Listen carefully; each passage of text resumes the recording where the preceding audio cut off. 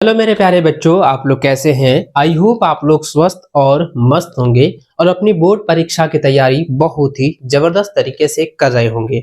बच्चों, आज की यह वीडियो आप सभी विद्यार्थियों के लिए बहुत ही इंपॉर्टेंट होने वाला है, क्योंकि इस क्लासेस में हम लोग क्लास 11 के साइंस वालों का फिजिक्स का छठा चैप्टर जो कि कणों की निकाय तथा घूर्णी गति यानी system of particles and rotational motion की मोस्ट इंपॉर्टेंट जो है वीबीआई ऑब्जेक्टिव क्वेश्चन हम लोग देखने वाले हैं, जो कि इस बार आने वाला है। वे सारे क्वेश्चंस आप सभी को रिवीजन कर लेना है बच्चों, और आप सभी को कहना चाहूंगा कि जितना भी मैंने चैप्टर वाइज आपको बता रखा है, जो भी आगे बताने वाले हैं, उन सभी को आप लोग अच्छे से रिवीजन कर लीजिएगा। अगर बच्चों आपकी अभी तक कुछ भी तैयारी नहीं हुई है और डर लग रहा है, डर सता रहा है कि क्या होगा, एग्जाम्स कैसे पार होगी, तो बच्चों आपको डरना नहीं है। सबसे पहले आप जो है प्ले स्टोर पर जाकर के एबीसी कोचिंग एप्लीकेशन को डाउनलोड कर लेना है और क्लास 11 के क्रैश कोर्स को जो है आप लोग ज्वाइन कर लेना है। वहां पे मैंने जितने भी कंटेंट आप लोग को प्रोवाइड किए हैं, वही चैप्टर वाइज हो, चाहे वो आपका प्रीवियस ईयर के मॉडल पेपर हो या गैसेस क्वेश्चन पेपर हो, जितना भी मैंने पीडीएफ कंटेंट प्रोवाइड कराया है, जितना भी वीडियो कंटेंट मैंने प्रोवाइड कराया हुआ है, उसको अगर आप देख लेते हैं तो मैं बच्चों गारंटी देता हूं कि 90% स्कोर जो है आपका बोर्ड एग्जाम में रहेगा। जी हाँ बच्चों, आपका रिजल्ट बहुत ही बेहतर होने वाला है। तो चलिए बच्चों, इस वीडियो को जो है अपने सभी दोस्तों के साथ ज्यादा से ज्यादा शेयर करेंगे, और आपने अभी तक इस लाइव सेशन को, इस सेशन को आप लोग जो है लाइक नहीं किए हैं तो लाइक कर देना। चैनल पर पहली बार आए हैं, चैनल को सब्सक्राइब करने के साथ बेल आइकन को भी प्रेस जरूर कर लीजिएगा। चलिए बच्चों, अब जो है हम लोग क्वेश्चन की ओर बढ़ते हैं। तो देखिए, सबसे पहले बच्चों आपको मैं बता देना चाहूंगा कि हर एक क्वेश्चन को आप बारीकी से समझना है, और इस चैप्टर से जितने भी न्यूमेरिकल सवाल हैं उसको आप ध्यान से देखें कि इस बार जो है इस चैप्टर से न्यूमेरिकल सवाल भी आपके बोर्ड एग्जाम में पूछे जाएंगे। तो न्यूमेरिकल को भी एकदम बारीकी से समझना है। साथ ही बच्चों, अगर कहीं किसी भी सवाल में अगर जो है आपको यहाँ पे दिक्कतें आ रही है, समझ में नहीं आ पा रहा है, तो आप जो है डायरेक्ट जो है व्हाट्सएप पर जो है मैसेज करके पूछ सकते हैं, कॉल करके भी आप हमसे पूछ सकते हैं। वहां पर भी आपको कॉल की मदद से आपको बता दिया जाएगा, या जो है व्हाट्सएप में जो है वीडियो कॉल करके आपको अच्छे से समझा दिया जाएगा, ठीक है, बता दिया जाएगा। तो आप जो है बेहिचक जो है आप हमें कॉल या मैसेज करके पूछ सकते हैं। चलिए बच्चों, अब क्वेश्चन देखें। तो देखिए बच्चों, पहला जो क्वेश्चन आपकी स्क्रीन पर देखिए क्या दिया गया है।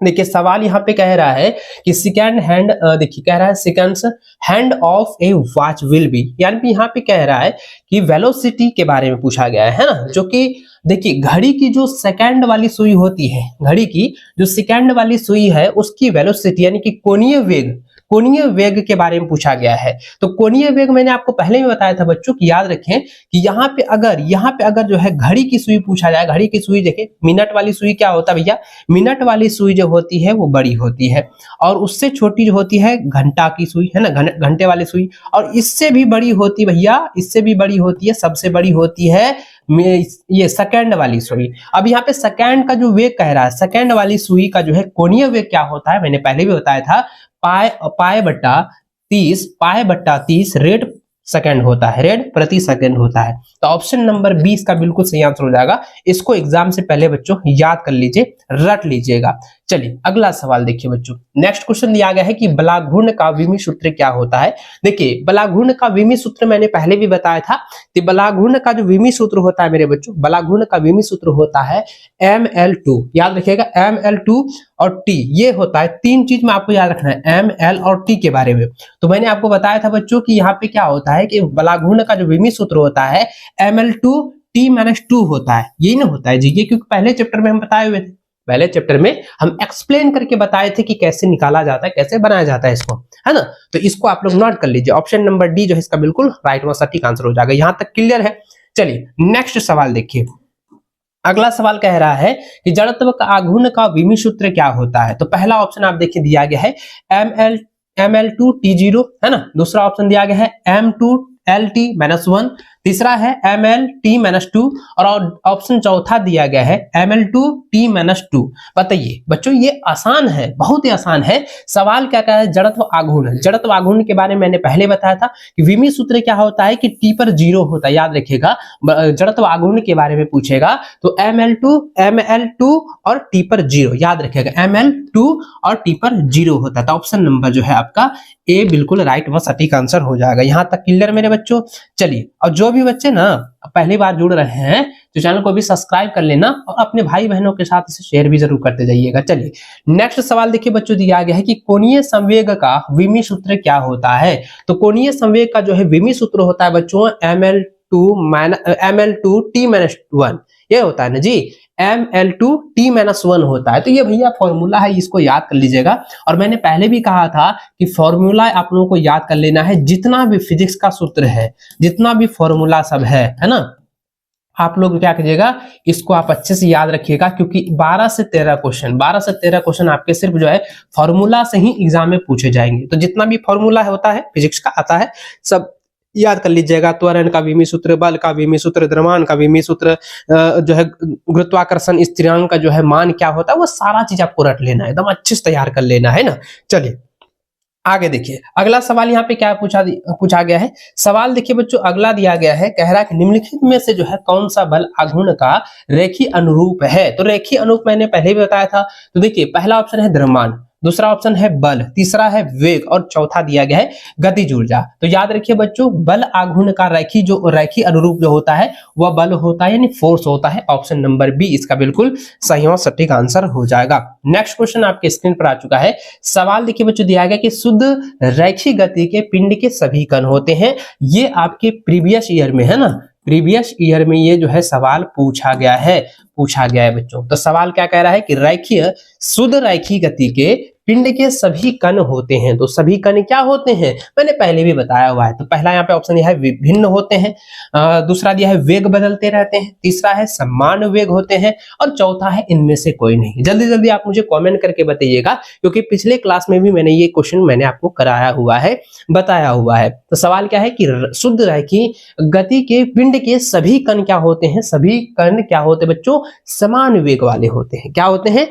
समान वेग वाले होते हैं। तो ऑप्शन नंबर जो है आपका सी बिल्कुल सही व सटीक आंसर हो जाएगा। यहां तक क्लियर होनी चाहिए। हमें तो लग रहा भैया आप लोगों की तैयारी जबरदस्त हो रही है, क्योंकि मैंने जिस प्रकार से आप लोगों को बता रखा है पिछले क्लासेस में भी और आज की क्लासेस में जो बता रहे हैं, न्यूमेरिकल आने वाला है उसको भी आप अच्छे से समझिएगा। हमें ये लग रहा है बच्चों कि अगर हमारे बताए हुए मार्गदर्शन पर चलते हैं तो मैं गारंटी देता हूं कि आपका एक भी सवाल आपकी बोर्ड एग्जाम में नहीं छूटने वाला है। आप हर एक क्वेश्चन को जो है बना करके आओगे, ठीक है। और जैसे क्वेश्चन आता है, मॉडल पेपर भी आने वाला है, आप लोगों को पता ही है ना।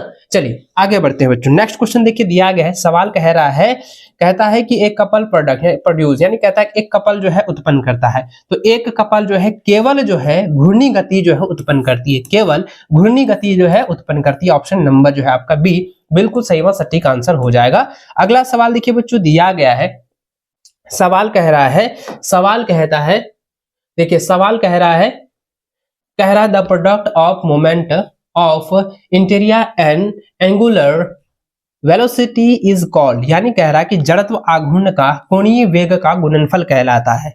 पहला दिया गया बच्चों बल आघूर्ण, दूसरा ऑप्शन है आवेग, तीसरा है रैखिक संवेग और चौथा दिया गया बच्चों, चौथा यहाँ पे ऑप्शन दिया गया है कोणीय संवेग। बताइए बच्चों कि जड़त्व आघूर्ण है ना, जड़त्व आघूर्ण और कोणीय वेग का गुणनफल क्या कहलाता है। जल्दी जल्दी बताइए, कोणीय क्या कहलाता है, जल्दी जल्दी अब जल्दी जल्दी बताइए, क्योंकि ये सवाल बताया हुआ है, अगर आप देरी करते हो तो अच्छा नहीं होगा, है ना। जल्दी जल्दी बनाइए, इसको जल्दी से बताइए। बिल्कुल, हाँ बिल्कुल बिल्कुल बिल्कुल मेरे प्यारे बच्चों, एकदम बिल्कुल राइट आंसर आप लोग दे रहे हैं। देखिए जड़त्व आघूर्ण और कोणीय वेग का जो गुणनफल होता है वह क्या होता है बच्चों, वो कोणीय संवेग होता है। क्या होता है, कोणीय संवेग होता है। ऑप्शन नंबर जो है डी बिल्कुल सही व सटीक आंसर होगा, है ना। यहाँ तक क्लियर।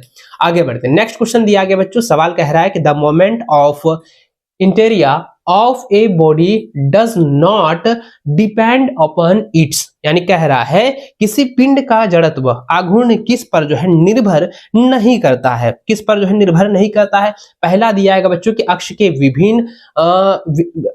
भिन्न भिन्न स्थिति पर, दूसरा ऑप्शन है कि द्रव्यमान के वितरण की प्रकृति पर, तीसरा है कि कोणीय वेग पर और चौथा है घूर्णन की धुरी पर। बताइए इसका सही आंसर क्या हो जाएगा। तो इसका सही आंसर बच्चों कि किसी भी पिंड का जो जड़त्व आघूर्ण होता है वह किस पर निर्भर नहीं करता है, तो वह जो है वह मेरे बच्चों क्या करता है कि कोणीय वेग पर जो है निर्भर नहीं करता है, कोणीय वेग पर निर्भर नहीं करता है ना। याद रखिए ऑप्शन नंबर सी जो है इसका बिल्कुल सही व सटीक आंसर होगा।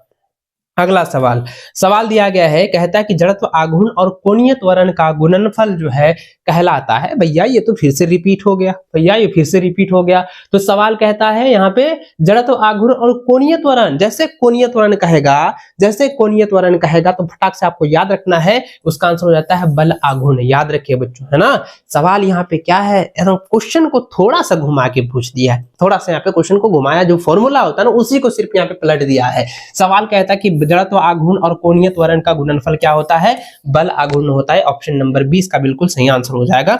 चलिए अगला सवाल देखिए बच्चों, दिया गया सवाल कह रहा है निम्नलिखित में से जो है कौन सा कारक एक वस्तु के द्रव्यमान केंद्र की स्थिति पर प्रभाव डालता है। पहला ऑप्शन है वस्तु के आकृति और आकार, दूसरा दिया है वस्तु का तापमान, तीसरा है वस्तु का रंग और चौथा है वस्तु द्वारा उत्पन्न ध्वनि। तो बच्चों इसका सही आंसर क्या हो जाएगा, याद रखिएगा वस्तु और आकृति का आकार, इसका बिल्कुल राइट व सटीक आंसर होगा ऑप्शन नंबर ए। ठीक है, नेक्स्ट देखिए अगला सवाल दिया गया है, कह रहा है कि निम्नलिखित में से कौन सा जड़त्व आघूर्ण का रेखीय अनुरूप है। पहला है बल आघूर्ण, दूसरा है बल, तीसरा है वेग और चौथा है द्रव्यमान। बताइए, कहता है कि कौन सा जड़त्व जो है आघूर्ण का रेखीय अनुरूप है। रेखीय अनुरूप के बारे में बताया हुआ भैया, रेखीय अनुरूप के बारे में मैंने बताया हुआ है। जल्दी जल्दी बताइए, याद रखिए जड़त्व आघूर्ण का रेखीय अनुरूप जो होता है वह क्या होता है। आप जो है इसका आंसर मुझे कमेंट करके बताइए। जल्दी जल्दी बच्चों इसका आंसर आप लोग क्या करेंगे, कमेंट में बताइएगा, क्योंकि हम शुरुआत में ही ये क्वेश्चन आप लोग को बताए हैं, है ना जी। चलिए जल्दी बताइए। देखिए बल आघूर्ण तो होगा नहीं, वेग तो होगा नहीं, आपको सिर्फ बी और डी में ही आपको बताना है कि कौन सा इसका सही आंसर होगा। हमें लग रहा है बहुत सारे विद्यार्थी क्या कह रहे हैं, सर द्रव्यमान होगा, कई सारे विद्यार्थी कहेंगे सर बल होगा। बताइए कौन कौन सा सही होगा, बल होगा या द्रव्यमान होगा। बिल्कुल बिल्कुल जबरदस्त, बिल्कुल भैया कौन सा हो जाएगा, द्रव्यमान होगा। चलिए ऑप्शन नंबर डी बिल्कुल राइट आंसर होगा। चलिए नेक्स्ट क्वेश्चन आपके स्क्रीन पर आ चुका है। सवाल कह रहा है कि किसी पिंड के द्रव्यमान केंद्र, किसी पिंड के द्रव्यमान का पहला है सदैव ज्यामिति केंद्र पर स्थित होता है। सदैव जो है ज्यामिति केंद्र पर स्थित होता है, बिल्कुल नहीं। चलिए दूसरा दिया गया हमेशा पिंड के अंदर ही रहता है, बिल्कुल भी नहीं रहता है। तीसरा दिया गया हमेशा पिंड के बाहर रहता है, ये भी नहीं है। चौथा देखिए पिंड के अंदर और बाहर कहीं भी रह सकता है, बिल्कुल जी, पिंड के अंदर बाहर कहीं पर भी रह सकता है। ऑप्शन नंबर डी इसका बिल्कुल राइट आंसर होगा। अगला सवाल देखिए बच्चों, दिया गया है सवाल कह रहा है कि एक छड़ के द्रव्यमान केंद्र कहाँ स्थित होता है। एक छड़, छड़ नहीं है छड़ है, नहीं याद रखिएगा हम छड़ बोल रहे हैं, लेकिन यहाँ पे छड़ है बच्चों, छड़ लिखा हुआ है कि एक छड़ में, है ना, एक छड़ में द्रव्यमान केंद्र कहाँ स्थित होता है। एक छड़ में जो है द्रव्यमान जो होता है वो कहाँ पर स्थित होता है, कहाँ पर स्थित होता है, तो वह होता है ना बच्चों छड़ के बीच में होता है। याद रखिएगा छड़ के सेंट्रल में होता है। याद रखिए बच्चों इसका आंसर क्या हो जाएगा, ऑप्शन नंबर बी इसका बिल्कुल सही व सटीक आंसर हो जाएगा। नेक्स्ट क्वेश्चन देखिए 15वां नंबर क्या दिया गया, सवाल कह रहा है, सवाल कह रहा है बच्चों, सवाल क्या है, अच्छा ये ज्योमेट्रिक सेंटर वाला है, चलिए कोई बात नहीं। सवाल कह रहा है निम्नलिखित में से कौन से जो है आकार में ज्यामिति केंद्र पर द्रव्यमान केंद्र नहीं होता है। तो यहाँ पे बच्चों पहला है वृत्त, ये नहीं होगा। आयत भी नहीं होगा भैया, यहाँ पे समबाहु त्रिभुज नहीं होगा। इसका सही आंसर होगा बच्चों, ये हो जाएगा अनियमित, क्या हो जाएगा, अनियमित बहुभुज हो जाएगा, अनियमित बहुभुज। ऑप्शन नंबर डी जो है इसका बिल्कुल सही व सटीक आंसर हो जाएगा। नेक्स्ट क्वेश्चन देखिए, अगला सवाल आपके स्क्रीन पर 16वां नंबर कह रहा है, 16वां नंबर कह रहा है बच्चों, सवाल कह रहा है कि एक सममिति वस्तु में, एक सममिति वस्तु में द्रव्यमान केंद्र जो है सामान्यतः कहाँ स्थित होती है। पहला ऑप्शन है कि वस्तु के किनारे पर, दूसरा ऑप्शन है एक यादृक्ष स्थान पर, तीसरा ऑप्शन है ज्यामिति केंद्र पर और चौथा है वस्तु के ऊपर। तो बच्चों इसका सही व सटीक आंसर दीजिए, जल्दी जल्दी जो है आप लोग इसका आंसर दीजिए। चलिए हम भी देख लेते हैं कि भैया आप लोग जो है कितना कमेंट करें। वाह बिल्कुल, देखो एकदम इतना ही तेजी से आप लोग जो है एप्लीकेशन में बच्चा ना बड़ी एक्टिव रहता है। गुड, देखो हाँ सबका, हाँ बिल्कुल बिल्कुल। कितना नंबर बोल रहे थे, 16 नंबर, अच्छा 16 नंबर बता दिए, 16 नंबर बता दिए। अच्छा आप 14 नंबर में हो, बताओ 16 नंबर कह रहा है सर, 16 नंबर एक बार फिर से, 16 नंबर फिर से, चलो एक बार फिर से हम देख लेते हैं 16 नंबर, है ना। देखिए 16 नंबर क्या दिया गया था, द्रव्यमान केंद्र नहीं, अच्छा भाई इसका तो ठीक है, अनियमित बहुभुज होगा, ऑप्शन नंबर डी होगा 16 का। ठीक है चलिए 16 वो 15 नंबर था ना जी, हाँ 16 नंबर तो यही है। 16 नंबर तो यही पूछा गया है कि एक सममित वस्तु में जो है, एक सममिति वस्तु में जो है द्रव्यमान के अंदर समानता जो है कहाँ स्थित होता है। कहाँ स्थित होता है बच्चों, जल्दी बताइए कहाँ स्थित होता है। तो याद रखिए बच्चों, ज्यामिति के अंदर पर स्थित होता है ना जी, ज्यामिति के अंदर पर स्थित होता है। अभी जस्ट तो हम 15 नंबर में यही तो क्वेश्चन कर रहे थे, यही क्वेश्चन तो 15 नंबर भी में भी हम जो है पढ़ रहे थे ना जी, यही क्वेश्चन तो था ना तब, एकदम बहुत ही आसान है। चलिए आगे बढ़े, 17 नंबर क्वेश्चन देखिए।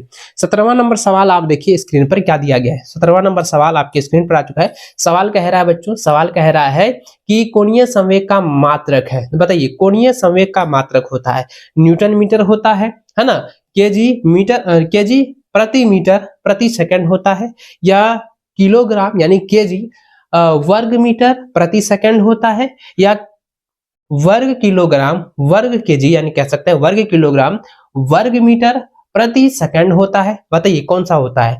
कोणीय संवेग का मात्रक क्या होता है, जल्दी से बताइए। कोणीय संवेग का मात्रक क्या होता है। तो कोणीय संवेग का मात्रक जो होता है ना बच्चों, वह होता है केजी वर्ग मीटर प्रति सेकंड होता है। तो केजी ये वाला हो जाएगा, केजी ये वाला हो जाएगा, केजी एम स्क्वायर S-1 हो जाएगा, ये वाला इसका बिल्कुल सही आंसर होगा, जिसको हम लोग इस प्रकार से भी कहते हैं कि किलोग्राम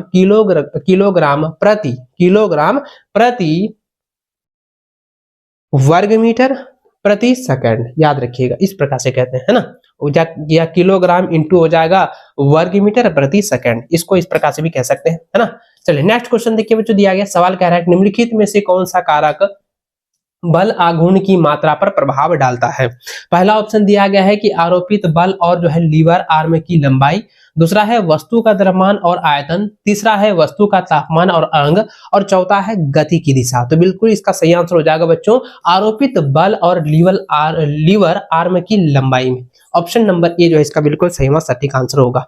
चलिए नेक्स्ट क्वेश्चन आपकी स्क्रीन पर, अगला सवाल देखिए क्या दिया गया है। नेक्स्ट क्वेश्चन, बिल्कुल देखो एक बच्चा कमेंट कर रहा है इससे थोड़ा सा एक गाना गा दीजिए। बच्चा गाना बहुत सुनते हो लग रहा है, पढ़ाई में थोड़ा ध्यान दीजिए, है ना, गाना बाद में देखना।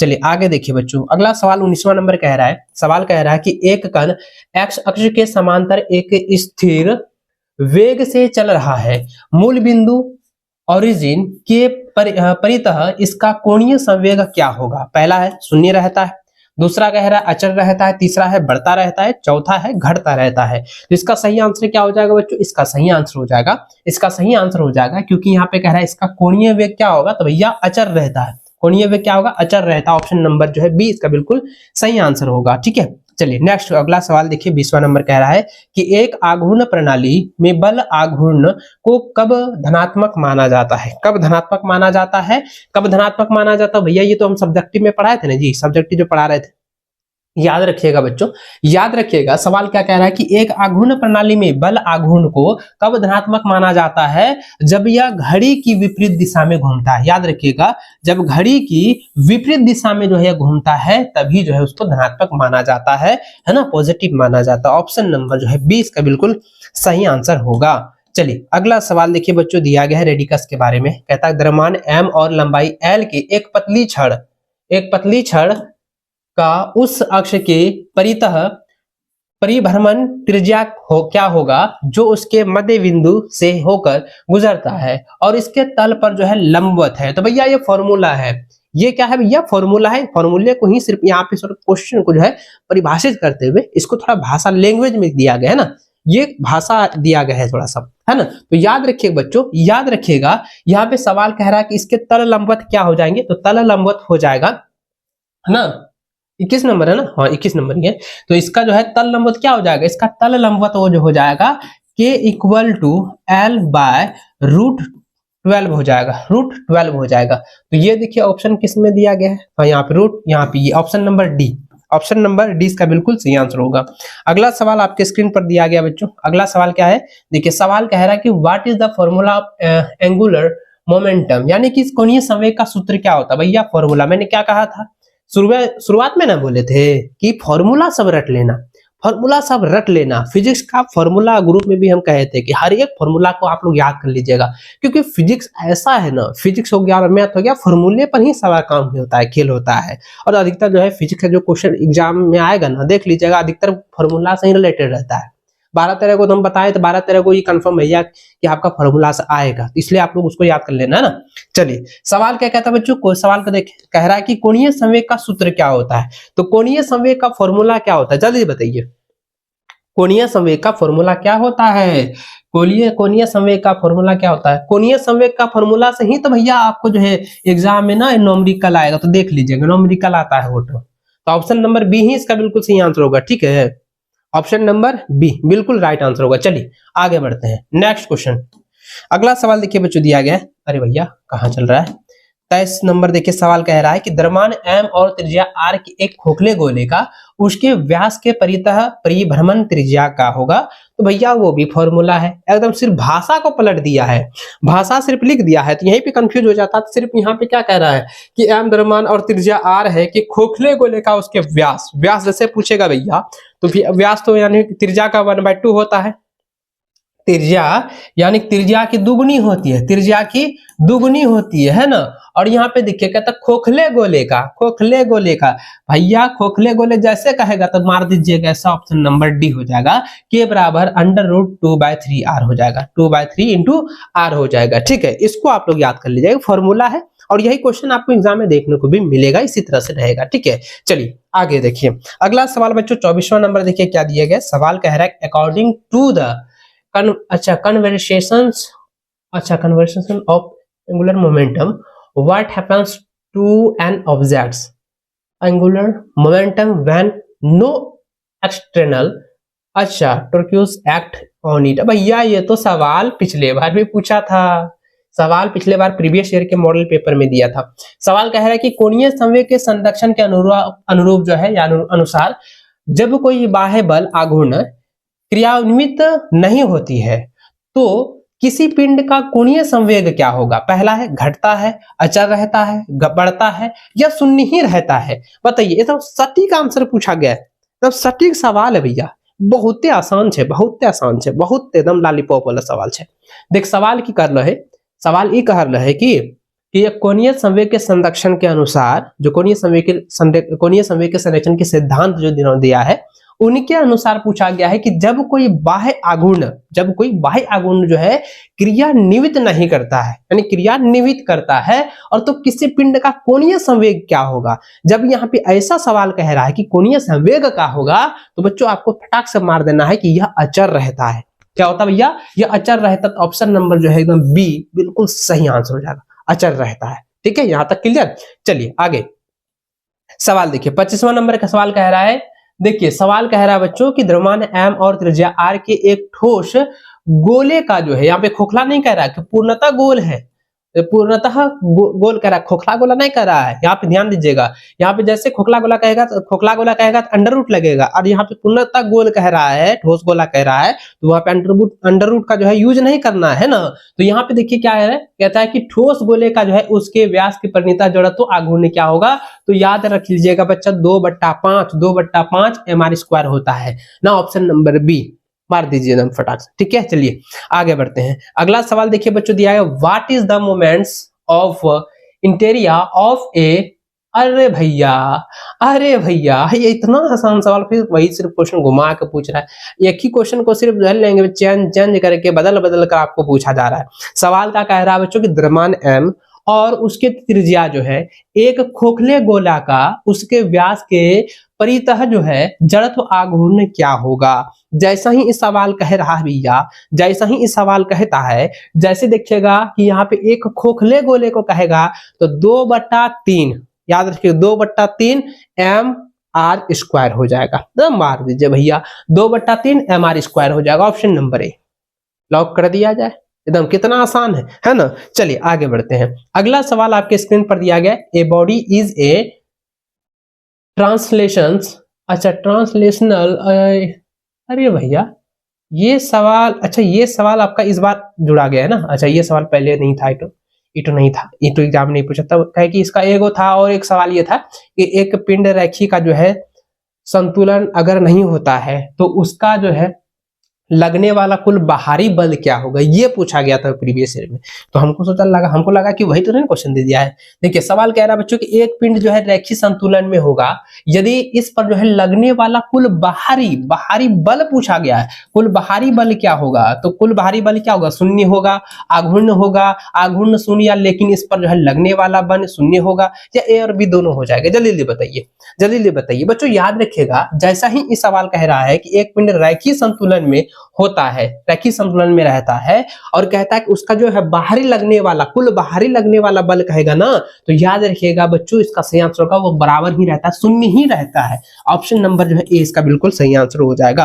अगला सवाल देखिए आपके स्क्रीन पर आ चुका है। सवाल कह रहा है बच्चों, सवाल कह रहा है कि द्रव्यमान एम और त्रिज्या आर की एक पतली वृत्ताकार वलय का उस अक्ष के परितः जड़त्व आघूर्ण क्या होगा जो इसके केंद्र से होकर गुजरता है और इसके तल पर जो है लंबवत है, इसके तल के लंबवत है। तो याद रखिएगा mr स्क्वायर होता है, mr स्क्वायर होता है। ऑप्शन नंबर बी लॉक कर दिया जाए। चलिए नेक्स्ट क्वेश्चन अगले स्क्रीन पर देखें भैया। सवाल कह रहा है कि एक बैले नर्तकी है ना, एक बैले नर्तकी यानी कि जो बैले डांसर होता है ना उसी के बारे में पूछा गया है ना। कहता है कि एक बैले डांसर अपने जो है प्रदर्शन के दौरान जो है निम्नलिखित में से किस सिद्धांत का उपयोग करती है। तो किस सिद्धांत का उपयोग करती है, तो भैया जब नर्तकी होती है, जब डांसर होती है और यहाँ पे बैली डांसर है, तो बैली डांसर क्या करती है, तो बैली डांसर जो करती है ना, तो वो इस तरह से, ये कमर है, इस तरह से जो है कोन यानी गोल गोल ऐसे घुमा के ऐसे पूरा चढ़ता है। अब ये ना कहना हम ही नाच रहे हैं, यहाँ पे समझा रहे हैं। यहाँ पे पहला है द्रव्यमान संरक्षण के सिद्धांत पर जो है ये कार्यरत नहीं होता है, ऊर्जा संरक्षण के सिद्धांत पर कार्यरत नहीं होता है, रैखिक संवेग का सिद्धांत का संरक्षण का जो है यह पालन नहीं करता है। इसका जो उपयोग करता है ना वो कोणीय संवेग का संरक्षण का जो है अनुपालन करता है भैया। ऑप्शन नंबर डी इसका बिल्कुल सही आंसर होगा। आप बेली डांसर को देखे होंगे है ना। चलिए आगे बढ़ते बच्चों। अगला सवाल आपके स्क्रीन पर आ चुका है। सवाल कह रहा है कि द्रव्यमान एम और लंबाई एल की एक पतली छड़ का उस अक्ष के परितः जड़त्व आघूर्ण क्या होगा जो उसके मध्य बिंदु से होकर गुजरता है और इसके तल पर जो है लंबवत रहता है। इसके तल पर जैसे ही लंबवत कहेगा तो हम बताए थे ना, एगो फॉर्मूला बताए थे ना जी, वही चीज यहाँ पे पूछा गया है, वही चीज जो है यहाँ पे सिर्फ पूछा गया है। सिर्फ क्वेश्चन क्या कह रहा है, सिर्फ थोड़ा सा लैंग्वेज को इसमें ऐड कर दिया गया है ना, लैंग्वेज को जो है सिर्फ यहाँ पे ऐड कर दिया गया है। लेकिन आपको डरना नहीं है भैया। यहाँ पे जब कह रहा है कि द्रव्यमान m है और लंबाई l है और यहाँ पे कह रहा है कि उसके तल के लंबवत होना चाहिए, इसके तल से लंबवत जैसे पूछेगा तो याद रखेगा 1/12 ml स्क्वायर होता है। यहाँ देखिए 1/12 ml2 यानी ml square. Option number A इसका बिल्कुल सही आंसर हो जाएगा। ठीक है, चलिए आगे बढ़ते हैं। अगला सवाल आपके स्क्रीन पर आ चुका है बच्चों। सवाल कह रहा है कि झूले यानी कि जो झूला होता है उसके एक भारी व्यक्ति को, अच्छा सवाल कह रहा है बच्चों कि झूले में एक भारी व्यक्ति है ना, अरे भैया हटो तो। देखिए क्वेश्चन कह रहा है बच्चों, सवाल कह रहा है कि झूले में एक भारी व्यक्ति को जो है दूसरी तरफ हल्के व्यक्ति के साथ संतुलन बनाने के लिए कहाँ बैठना चाहिए। तो कहाँ बैठना चाहिए, एक तरफ जो है भारी व्यक्ति एकदम मोटा तगड़ा और एक तरफ जो है मेरे तरह पतला दुबला होना चाहिए है ना, तरफ मोटका है इधर जो है पतल का है।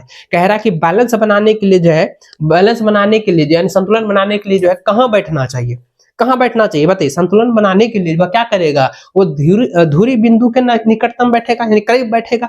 अगर बच्चों यहाँ पे मान के एक झूला है, मान के चलिए एक तोला मान किलो तराजू मान लीजिए, अगर यहाँ पे मान के चलिए 10 किलो है और यहाँ पे मात्र जो है इसका वजन 2 किलो है, तो क्या करेगा कि ये जो है इसको जो है यहाँ पे ये जो बिंदु है, ये धुरी बिंदु जो है इसके निकट उसको बैठाया जाएगा, तभी नहीं आपस में बराबर हो सकेगा, तब ना बैलेंस बनेगा। अगर इधर ज्यादा है इधर कम रहेगा तो बैलेंस कैसे बनेगा, नहीं बनेगा। तो इसलिए बच्चों यहाँ पे याद रखिएगा इसका सही आंसर क्या हो जाएगा, इसका सही आंसर हो जाएगा धुरी बिंदु के करीब रहेगा। करीब कौन रहेगा, जो भारी भरकम व्यक्ति है ना, उसको यहाँ पे धुरी बिंदु के करीब जो है बैठाया जाएगा। तो ऑप्शन नंबर ए जो इसका बिल्कुल सही आंसर हो जाएगा। यहाँ तक क्लियर। नेक्स्ट क्वेश्चन देखिए। अगला सवाल कह रहा है बच्चों, सवाल कह रहा है कि द्रव्यमान m और त्रिज्या r के एक ठोस गोले का उसके व्यास के परितः परिभ्रमण त्रिज्या क्या होगा, फॉर्मूला पूछा गया है। तो भैया याद रखिएगा इसका आंसर क्या होगा। 32वां नंबर जो क्वेश्चन है इंपॉर्टेंट है, याद रखें इसको, अच्छे से टिक कर लीजिएगा। जैसे सवाल कहेगा त्रिज्या क्या होगा तो याद रखिएगा बच्चों ये आंसर हो जाएगा k बराबर √2/5r हो जाएगा। ऑप्शन नंबर बी बिल्कुल सही आंसर होगा। अगला सवाल बच्चों दिया गया है, कह रहा है कि कोणीय संवेग किन घटकों पर निर्भर करता है। मैंने पहले भी बताया था कि कोणीय संवेग जो होता है, कोणीय संवेग जो होता है बच्चों याद रखिएगा जड़त्व आघूर्ण और कोणीय वेग पर जो है निर्भर करता है। ऑप्शन नंबर जो है सी इसका बिल्कुल सही सटीक आंसर हो जाएगा। नोट कर लीजिए और इसको अच्छे से याद कीजिएगा, रट लीजिएगा। अगला सवाल कह रहा है कि द्रव्यमान m और त्रिज्या r के एक वृत्ताकार डिस्क का उस अक्ष के परितः परिभ्रमण त्रिज्या क्या होगा, इसके केंद्र से होकर गुजरता है और इसके तल पर जो है लंबवत है, इसके तल पर लंबवत है। तो बच्चों जैसा ही ये सवाल कहेगा आपको याद रखना है, याद रखना है क्या भैया, याद क्या रखना है, तो याद रखना है बच्चों इसका सही व सटीक आंसर हो जाएगा, सही व सटीक आंसर हो जाएगा बच्चों k बराबर r/√2 है ना, या √2 कह सकते हैं। k बराबर r/√2। ऑप्शन नंबर ए इसका बिल्कुल सही आंसर होगा। अगला सवाल देखिए, बताओ कभी कभी यही चीज तो प्रॉब्लम हो जाता है, जल्दी हटता नहीं है। चलिए नेक्स्ट क्वेश्चन देखिए बच्चों, 35वां नंबर क्या दिया है। सवाल कह रहा है निम्नलिखित में से कौन अचर होता है जब किसी पिंड पर लगने वाला बाहरी जो है बलाघूर्ण शून्य होता है। बाहरी जो है बलाघूर्ण क्या कह रहा है, लगने वाला जो है बाहरी है ना, बाहरी बलाघूर्ण जो है शून्य होता है। तो पहला ऑप्शन है रेखीय संवेग, दूसरा है कोणीय संवेग, तीसरा है बल और चौथा बच्चों दिया गया है रेखीय आवेग। तो यही क्वेश्चन मैंने पहले भी आपको बताया हुआ है कि जब जब जब बच्चों किसी पिंड पर लगने वाला बल अगर बाहरी बलाघूर्ण होता है और शून्य रहता है तो उसका आंसर हो जाएगा कोणीय संवेग हो जाएगा। क्या हो जाएगा भैया, कोणीय संवेग हो जाएगा। वो कोणीय संवेग क्या अचर रहता है जी, अचर रहता है। तो भाई ऑप्शन नंबर जो है 20 का बिल्कुल सही आंसर हो जाएगा, कोणीय संवेग हो जाएगा, ठीक ना। चलिए नेक्स्ट क्वेश्चन देखिए, अगला सवाल आपके स्क्रीन पर आ चुका है। सवाल आपके स्क्रीन पर बच्चों दिया गया है। सवाल कह रहा है कि यदि एक वस्तु पर कुल बल आघूर्ण शून्य हो, यदि एक वस्तु पर कुल बल आघूर्ण शून्य हो तो उसके कोणीय त्वरण के बारे में क्या कहा जा सकता है। पहला है यह अवश्य शून्य होगा, यह शून्य हो भी सकता है या नहीं भी हो सकता है, यह शून्य जो है हो सकता है या नहीं भी हो सकता है। और तीसरा ऑप्शन यहाँ पे दिया गया बच्चों, तीसरा कह रहा है कि यह अवश्य अचर ही होगा और तीसरा कह रहा है कि यह वस्तु के आकार पर निर्भर करता है। सवाल क्या था कि यदि एक वस्तु पर कुल जो है बल आघूर्ण शून्य हो, कुल बल आघूर्ण क्या है, जीरो है, शून्य है, यही है ना जी, जीरो है और शून्य है। तो यही सवाल कह रहा है ना, यही सवाल कह रहा है। तो कह रहा है कि इसके कोणीय त्वरण के बारे में क्या कहा जा सकता है, तो यहाँ पे कहेंगे कि यह अवश्य ही शून्य होगा, तभी ना जो है बल आघूर्ण जो है क्या शून्य है। तो बच्चों यहाँ पे क्या हो जाएगा, ऑप्शन नंबर जो है ए बिल्कुल राइट आंसर हो जाएगा।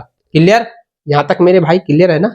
चलो हाँ, जबरदस्त जबरदस्त। देखो भैया मैंने आपको पहले भी कहा था इसका जो है ना पीडीएफ हम प्ले स्टोर पर जो भी एप्लीकेशन है, हमारा जो एप्लीकेशन है, आपका जो प्यारा सा एप्लीकेशन है एबीसी कोचिंग, उस पर जो है जो क्रैश कोर्स लिए है तो उसको आपको मिल जाएगा, वहां पर अपलोड करा दी जाएगी। और टेलीग्राम पर नहीं जुड़े हैं, व्हाट्सएप ग्रुप में नहीं ऐड किए हैं, आप नहीं जुड़े हैं तो व्हाट्सएप ग्रुप में भी आप लोग जुड़ जाइए। डिस्क्रिप्शन में जो है आपको लिंक मिल जाएगा व्हाट्सएप ग्रुप और टेलीग्राम का। और साथ ही बच्चों आप हम इंस्टाग्राम पर फॉलो नहीं किए हैं तो इंस्टाग्राम में भी आप मुझे फॉलो कर लीजिए।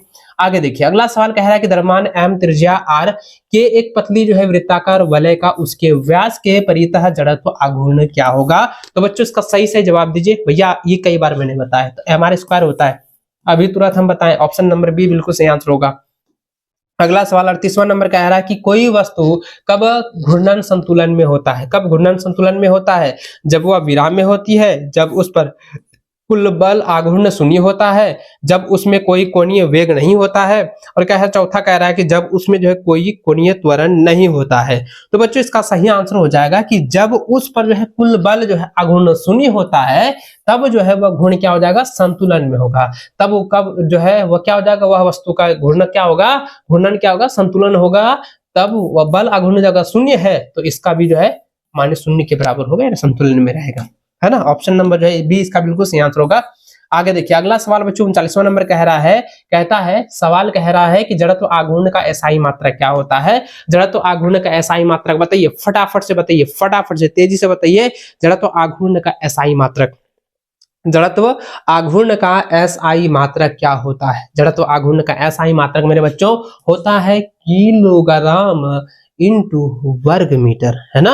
ऑप्शन नंबर आपका बी बिल्कुल सही व सटीक आंसर हो जाएगा। इतना आसान सवाल आप लोग नहीं बताते भैया, आप बहुत हमको बुरा भी लग रहा है कि आप लोग इतना मेहनत से हम लोग पढ़ा रहे थे, एक क्वेश्चन निकालने में इतना समय लगता है ना जी। पूरा सिलेबस देख करके, पूरा चैप्टर देख के निकालना पड़ता है कि ये क्वेश्चन यहाँ से आएगा, ये क्वेश्चन ऐसा है, ये क्वेश्चन ऐसा है। लेकिन आप लोग पढ़ते नहीं, बहुत खराब लगता है। इसलिए आप लोग पढ़ाई कीजिए थोड़ा सा, और कमेंट में फटाफट से आप लोग बताते भी जाइए, है ना।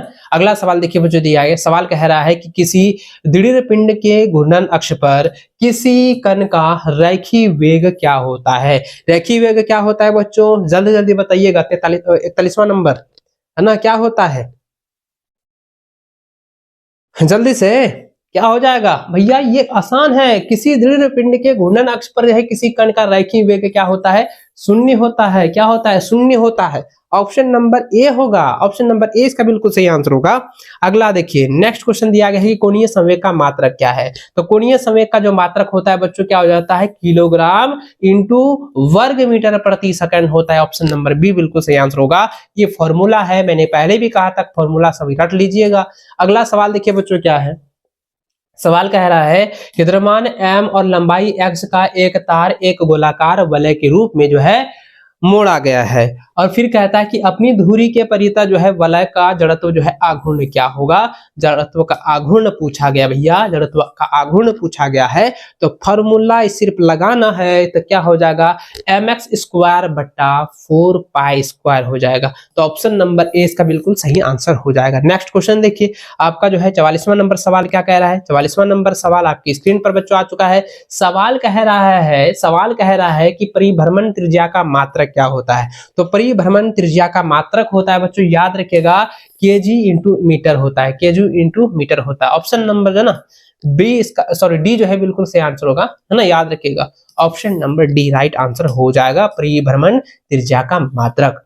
अगला देखिए नेक्स्ट क्वेश्चन दिया गया है कि यदि एक पिंड उस अक्ष के चारों ओर जो है घूम रहा है जो उसके द्रव्यमान केंद्र से गुजरता है, तो उसका जो है कोणीय संवेग किस दिशा में, कोणीय संवेग जो है किस दिशा में जो है निर्देशित होगा। बताइए किस दिशा में निर्देशित होगा मेरे बच्चों, जल्दी जल्दी जल्दी जल्दी जल्दी। अरे भैया हम तो देख ही रहे हैं आप लोगों का कमेंट, का आप लोग दे रहे हो जवाब। सवाल कहा कह रहा है उसको तो पहले समझिए, उसको समझिए बच्चों।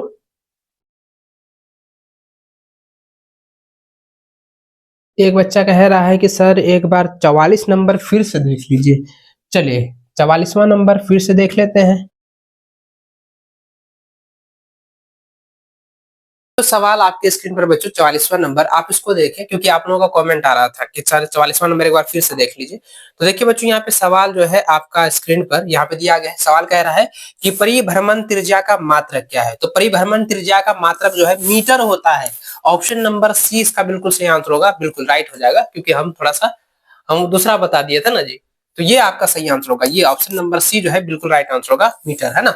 चलिए नेक्स्ट क्वेश्चन देखिए बच्चों दिया गया है। सवाल कह रहा है, सवाल क्या कह रहा है, सवाल देखिए दिया गया बच्चों 45वां नंबर सवाल कह रहा है कि यदि एक पिंड उस अक्ष के चारों ओर घूम रहा है जो उसके द्रव्यमान केंद्र से गुजरता है, तो उसका कोणीय किस दिशा में, इसका कोणीय संवेग जो है किस दिशा में निर्देशित होगा। पहला है त्रिज्या, दूसरा है सर्वरेखा, तीसरा है परिधि, और चौथा दिया गया घूर्णन की दूरी, है ना। घूर्णन के धुरी हो जाएगा, दूरी नहीं है, घूर्णन के धुरी।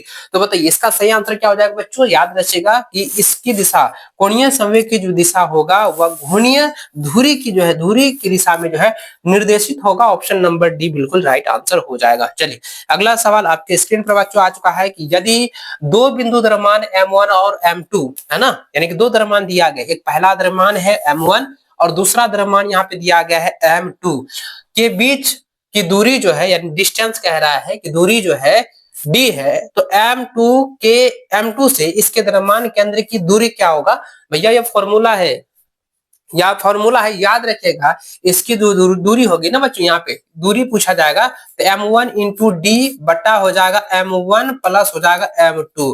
बीच की दूरी पूछा गया, मध्य दूरी पूछा गया, तो भैया ऑप्शन नंबर देखिए कहां पर है, ऑप्शन नंबर 20 का बिल्कुल सही आंसर होगा, यही फॉर्मूला होगा। ठीक है, चलिए आगे देखिए। अगला सवाल बच्चों यहाँ पे देखिए दिया गया है, कह रहा है निम्नलिखित में से कौन सा गलत सूत्र है। तो पहला देखिए दिया गया है, पहला क्या दिया गया भैया, पहला क्या दिया गया है कि टी का जो मान है ना, टी का जो मान है वह आई और क्या है, आई समानुपात है। अच्छा आई समानुपात है ना, टी इक्वल आई समानुपात।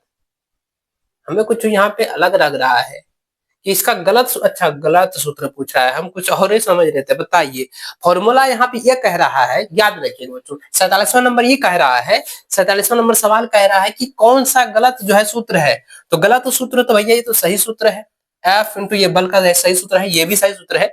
ऑप्शन नंबर डी ये गलत सूत्र है, ये नहीं होता है, ये नहीं होता भैया, ये नहीं होता है। अगर यहाँ पे इसको हम निकाल दिया जाए, इसको अगर हम निकालते हैं तो ये इसके साथ में इंटू लगल है ना, इंटू लगल है, तो यहाँ पे क्या हो जाएगा, तो ये बट्टे में आ जाएगा है ना, बट्टे में आ जाएगा। इसलिए बच्चों यहाँ पे क्या हो जाएगा, ये जो है ना गलत जो है सूत्र है, गलत फॉर्मूला है। तो ऑप्शन नंबर डी इसका राइट आंसर हो जाएगा। अगला सवाल देखिए बच्चों, आपके स्क्रीन पर आ चुका है। सवाल कहता है घूर्णी गतिज ऊर्जा बराबर होती है, घूर्णी गतिज ऊर्जा बराबर होती है, घूर्णी गतिज ऊर्जा के बराबर होती है, घूर्णी गतिज ऊर्जा के बराबर होती है। बताइए क्या होता है फॉर्मूला, 1/2 IW2 है ना, IW² होता है। ऑप्शन नंबर आपका डी बिल्कुल राइट आंसर हो जाएगा। अगला सवाल आपके स्क्रीन पर बच्चों आ चुका है, अभी देखिए न्यूमेरिकल सवाल, इसको आप लोग समझिएगा। सवाल कह रहा है कि किलो, देखिए कहता है कि 3 केजी वर्ग मीटर है ना, 3 केजी वर्ग मीटर यानी कि मीटर स्क्वायर जड़त्व आघूर्ण वाला एक पिंड जो कि 2 रेड प्रति एस यानी सेकंड है ना, रेडियस सेकंड में है, के कोणीय वेग के घूर्णन कर रहा है।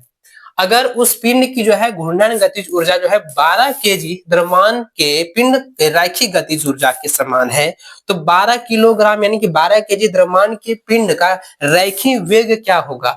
जैसे ही रैखिक वेग कह रहा है तो सबसे पहले यहाँ पे ध्यान दीजिए बच्चों, सबसे पहले ध्यान दीजिए यहाँ पे क्या कह रहा है, सबसे पहले ध्यान दीजिए इसमें क्या क्या दिया गया है। सबसे पहले ये दिया गया कि पिंड का जो जड़त्व है, पिंड का जड़त्व आघूर्ण जो दिया गया है वह कितना है, कितना दिया गया है, यहाँ पे ये दिया गया है 3 केजी है ना, याद रखिएगा 3 केजी वर्ग मीटर है ना, वर्ग मीटर दी गई है या ना दिया गया है। फिर यहाँ पे कहता है कोणीय वेग है ना, कोणीय वेग, बताइए कोणीय वेग कितना दिया गया है। तो यहाँ पे कोणीय वेग जो दिया गया है बच्चों वह दिया गया है कि 2 रेड प्रति सेकंड है, यानी 2 रेड है ना, 2 रेड प्रति सेकंड दी गई है ना। चलिए आगे देखिए, उसके बाद फिर यहाँ पे देखिए, यहाँ पे देखिए 2 गतिज में है, एक दूसरे पिंड की जो है द्रव्यमान है, दूसरे पिंड की जो द्रव्यमान है वो कितना है 12 केजी है ना, कितना है द्रव्यमान भैया, वो 12 केजी है, 12 केजी दिया गया है। और फिर कहता है ये जो है गतिज ऊर्जा के समान है, तो 12 केजी द्रव्यमान के पिंड के रैखिक वेग क्या होगा। तो रैखिक वेग क्या होगा, इसका फॉर्मूला होता है घूर्णन गतिज का जो है फॉर्मूला होता है बच्चों, याद रखिएगा घूर्णन गतिज ऊर्जा, घूर्णन गतिज ऊर्जा का जो है फॉर्मूला होता है के इंटू है ना, के इंटू ये ना होता है जी, के इंटू ई, बताओ ये क्वेश्चन हम पहले भी कराए हुए थे आप लोगों को है ना, बराबर होता है 1/2, फॉर्मूला हम आपको पहले ही बताए थे 1/2 IW²। है हाँ हाँ हाँ बच्चा, हाँ बच्चा, ये देखो ये फॉर्मूला हम पहले भी कहे थे ना। हाँ देखो क्या क्या लिखल है, नहीं हम ये फॉर्मूला बताए थे ना कि फॉर्मूला आप लोग रट लेना है ना, वही चीज यहाँ पे फॉर्मूला बताइएगा 1/2 हो जाएगा। आई का मान कितना बताइए, आई का मान कितना है, आई का मान दिया गया 3, तो लिखेंगे 3, और यहाँ पे जो है W² है तो यानी कि 2 का स्क्वायर करेंगे, या नहीं करेंगे बच्चा, 2 का स्क्वायर करेंगे, तो यहाँ पे 2 का स्क्वायर करेंगे भैया तो 1/2 हो जाएगा, गुना हो जाएगा। देखिए ये W ये क्या है, ये क्या है कोणीय वेग है ना जी, तो कोणीय वेग को हम यहाँ पे लिखेंगे 2 का मान, ठीक ना, यहाँ समझे ना। चलिए उसके बाद लिखेंगे यहाँ पे क्या हो जाएगा, 3 गुना हो जाएगा, 2 3 4 कटाएंगे कितना हो जाएगा, 2 बार में 3 दूनी कितना हो जाएगा 6 हो जाएगा, 3 दूनी 6 जूल हो जाएगा। देखिए 3 दूनी 6 जूल यहाँ पे आ गया ना, 6 जूल ये आया। अब यहाँ पे सवाल ये कह रहा है, सवाल ये कह रहा है कि कह रहा रैखिक वेग क्या होगा, है ना। रैखिक वेग क्या होगा, हम पहले क्या निकाले कि घूर्णन गतिज का ऊर्जा का सूत्र से निकाले, घूर्णन गतिज ऊर्जा का फॉर्मूला से निकाले। अब यहाँ पे सवाल फिर कह रहा है, इसी में कह रहा था बच्चों कि 12 केजी द्रव्यमान के पिंड का जो है रैखिक वेग क्या होगा, तो इसका गतिज ऊर्जा के समान हम गतिज ऊर्जा तो हम निकाल दिए, है ना। अब इसी के समान हमको कह रहा है कि रैखिक गतिज ऊर्जा का, रैखिक गतिज ऊर्जा का फॉर्मूला होता है 1/2 mv², ये ना होता है जी 1/2 mv²। चलिए हम आगे इधर बना लेते हैं, है ना। इसका देखिए, याद रखिएगा बच्चों क्या होता है, रैखिक, है ना, याद रखिएगा रैखिक गतिज ऊर्जा, रैखिक फॉर्मूला ही लगा देते हैं 1/2 mv²। तो 1/2 हो गया, m का मान कितना है 12 है ना जी, तो द्रव्यमान का मान 12 है, और v², तो v जो कितना, ये v जो है इसी के बराबर होगा, क्योंकि यहाँ पे कह रहा है गतिज ऊर्जा के समान है, तो वही हो जाएगा, तो 6 का स्क्वायर हम लिखेंगे, है ना, लिखेंगे 6 का। अरे भैया देखो फिर हम यहाँ पे कंफ्यूज कर रहे हैं, यहाँ पे 12 हो जाएगा क्योंकि इसका यहाँ पे किया है ना, इसके बराबर है ना भैया। कह रहा है कि यहाँ पे द्रव्यमान के पिंड के रैखिक ऊर्जा के समान, अच्छा रैखिक ऊर्जा के समान है, तो इसके आप लिखेंगे यहाँ पे बच्चों गुना हो जाएगा, गुना लिखेंगे v² बराबर हो जाएगा 6, कटाएंगे 6² यानी कि 6 दूनी 12, तो यहाँ पे v² हो जाएगा 6/6 यानी कि 1। तो बच्चों इसका आंसर क्या हो जाएगा, v बराबर 1। यानी इसका जो है सवाल क्या कह रहा था, सवाल क्या कह रहा था, रैखिक वेग क्या होगा, तो वह हो जाएगा 1 मीटर प्रति सेकंड हो जाएगा, ए नंबर, ऑप्शन ए जो है इसका बिल्कुल सही आंसर हो जाएगा। यहाँ तक क्लियर है ना। अगर नहीं समझ में आया तो बच्चों आप लोग व्हाट्सएप में मैसेज कर देना, आपको बता दिया जाएगा, ठीक है। चलिए आगे बच्चों देखिए, हम खुद जो है आपको जो है वीडियो कॉल करके हम बता देंगे। चलिए नेक्स्ट क्वेश्चन देखिए बच्चों, दिया गया है कि किसी पिंड का जो है जड़त्व आघूर्ण किस पर निर्भर नहीं करता है, बताओ। ये आसान सवाल है, एकदम आसान सवाल है, और यही सवाल हम आपको पहले बोले थे भैया, यही सवाल जो है एकदम सेम टू सेम सवाल था। थोड़ा सा सिर्फ ये अंतर था बच्चों कि उसमें जो है थोड़ा पूछा गया था, थोड़ा लैंग्वेज चेंज किया गया था।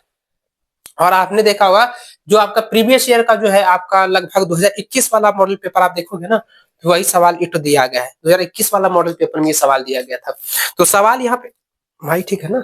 चलो ये सवाल यहाँ पे क्या कह रहा है, कह रहा है कि किसी पिंड का जड़त्व आघूर्ण किस पर जो है निर्भर नहीं करती है, निर्भर जो है बच्चों क्या कह रहा है, नहीं करती है। पहला है घूर्णन अक्ष पर, दूसरा है द्रव्यमान पर, तीसरा है द्रव्यमान की वितरण पर, और चौथा दिया गया कोणीय वेग पर। तो जल्दी इसका आंसर बताइए आप लोग, एकदम आसान है भैया, तेजी से बताइए, तेजी से बताइए, 50वां नंबर इसका सही आंसर क्या हो जाएगा, बिल्कुल राइट आंसर होगा, कोणीय वेग पर होता है, ऑप्शन नंबर जो है डी बिल्कुल राइट आंसर होगा। चलिए नेक्स्ट क्वेश्चन आपके स्क्रीन पर दिया गया बच्चों, कह रहा है कि यदि पृथ्वी अचानक जो है सिकुड़ जाए तो दिन की अवधि में क्या बदलाव होगा। अगर जो है पृथ्वी अगर धीरे धीरे सिकुड़ जाता है, एकदम छोटा हो जाता है, जैसे मान के चलिए ये पृथ्वी इतना बड़ा है, मान लेते हैं भैया ये बहुत बड़ा है, इतना बड़ा है, अगर पृथ्वी जो है सिकुड़ कर इतना सा हो जाता है, तो बताइए दिन, यहाँ पे कह रहा है कि दिन की जो समय सीमा होगी, दिन की जो अवधि होती है, अभी 12 घंटा का है, तो कितना हो जाएगा, वो बढ़ेगा घटेगा कि समान ही रहेगा या शून्य हो जाएगा, बताइए क्या हो जाएगा। एकदम एकदम लॉजिक वाला सवाल है, ये लॉजिक वाला सवाल है। कह रहा है कि यदि जो है पृथ्वी अचानक सिकुड़ जाते हैं तो दिन की अवधि क्या हो जाएगा। अगर मान के चलिए बच्चों पृथ्वी धीरे धीरे छोटा होगा तो क्या हो जाएगा, दिन भी घटेगा, है ना, दिन भी घटेगा, क्योंकि घूर्णन इसका जो है, इसकी घूर्णन की जो अवधि होता है ना वो घटेगा, जैसे ये समय घटेगा तो भैया ये भी मतलब दिन की जो समय सीमा है वो भी घट जाएगा। इसलिए यहाँ पे इसका सही आंसर क्या आ जाएगा, ऑप्शन नंबर बी हो जाएगा, घट जाएगा, ऑप्शन नंबर बी इसका बिल्कुल सही आंसर हो जाएगा। ठीक है, यहाँ तक क्लियर है, यहाँ तक क्लियर ना। चलिए आगे बढ़ते हैं, अगला सवाल देखिए बच्चों, 52वां नंबर क्या कह रहा है, सवाल कह रहा है कि कोणीय त्वरण का एसआई मात्रक क्या होता है, बताइए। कोणीय संवेग का कोणीय संवेग नहीं है, कोणीय त्वरण का एसआई मात्रक, कोणीय त्वरण का एसआई मात्रक क्या होता है, याद रखिए बच्चों, रेड प्रति वर्ग सेकंड होता है, ऑप्शन नंबर डी बिल्कुल राइट आंसर होगा।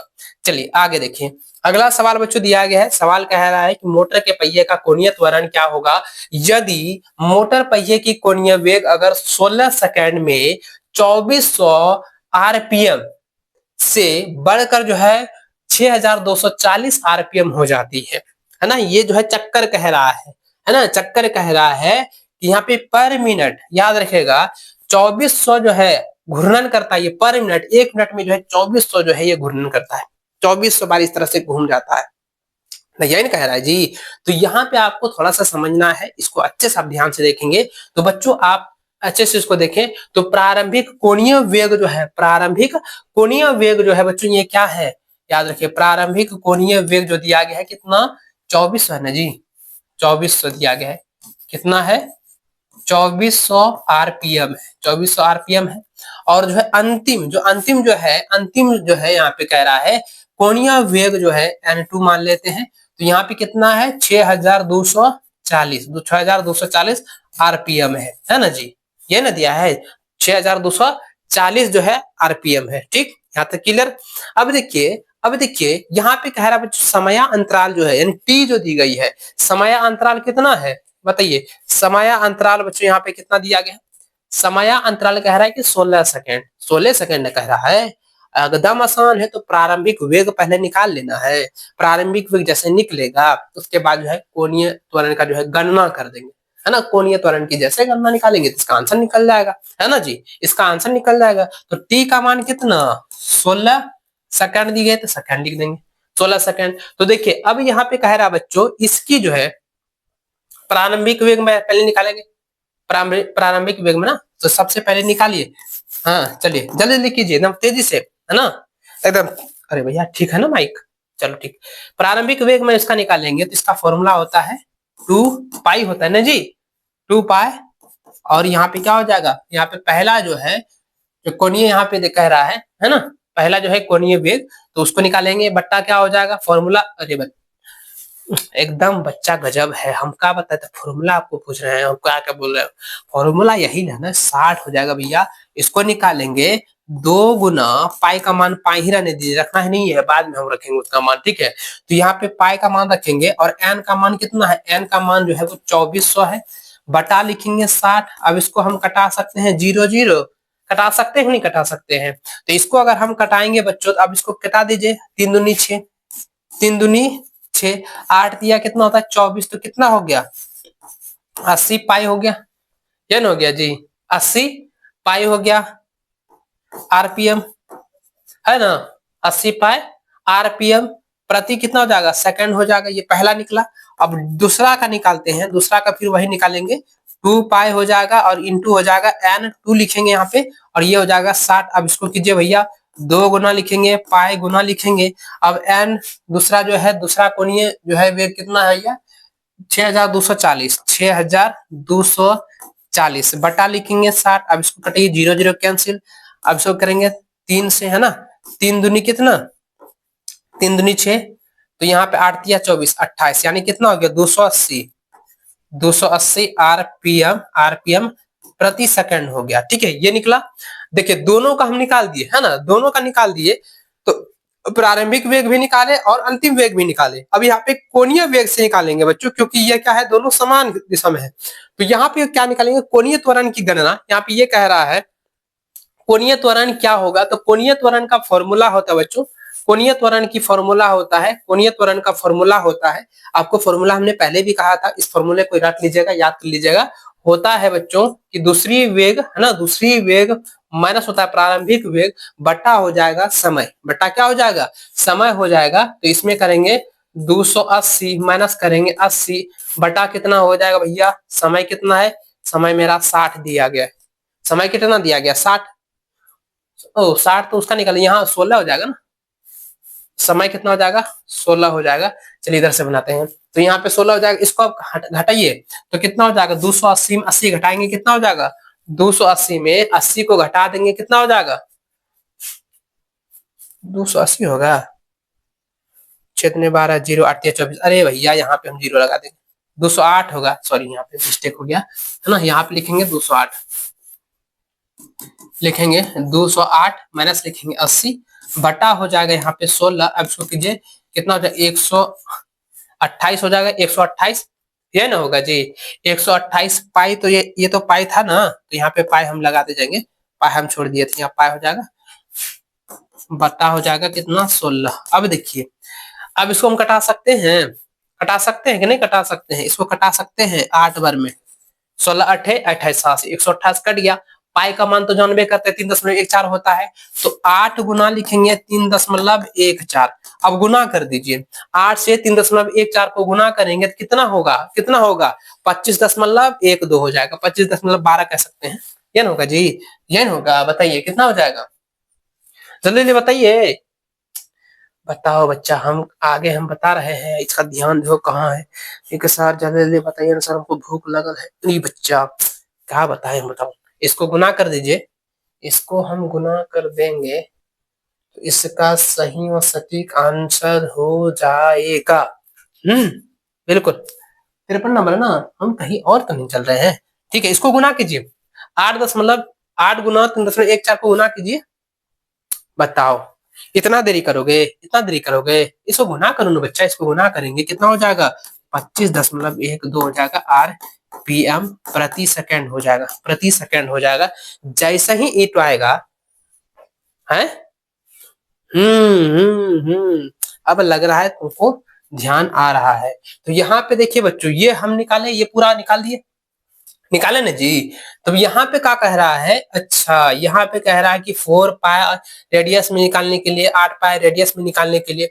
तो यहाँ पे हमको थोड़ा सा निकालना है। अगर ये वाला अगर हम नहीं बनाते हैं तो यहाँ पे रेडियस में दिया गया, तो बच्चों यहाँ पे सिर्फ हो जाएगा 8 पाई हो जाएगा, सिर्फ 8 पाई रेडियस वर्ग सेकंड। ऑप्शन नंबर डी हो जाएगा राइट आंसर।